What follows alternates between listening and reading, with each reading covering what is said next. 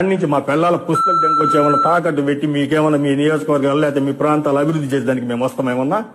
మేము వచ్చింది వ్యాపారం చేసుకుని ₹1 సంపాదించుకోనికేగా. ఈ అధికారులకు, ఈ నాయకులకు, ఈ మిగిలిన తదితర ఖర్చులకు యాని తెచ్చేయాలి మేము. అందుకే నాశరకం పనులు చేస్తామంటారా? ఎంతైనా ఖచ్చితంగా జరుగుద్ది. ఎంత పోగొట్టుకురా? నేను ఇప్పటికి మొత్తం మీద ఒక 70-80 కోట్ల పైన పోయింటుంది నా ఆస్తి.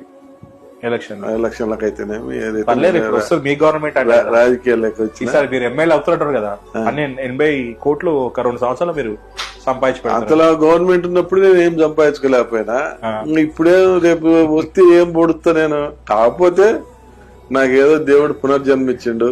నా ప్రజలకు కావాల్సిన 3 ఒకటి మార్కాపురం జిల్లా చేయాలా, 2 వెలుగొండ జలాలు తీసుకురావాలా, పొదిలి మండలానికి వెలుగొండ నీళ్లు పార్కు తీసుకురావాలా. ఈ 3 నా కోరికలు. ఈ 3 నా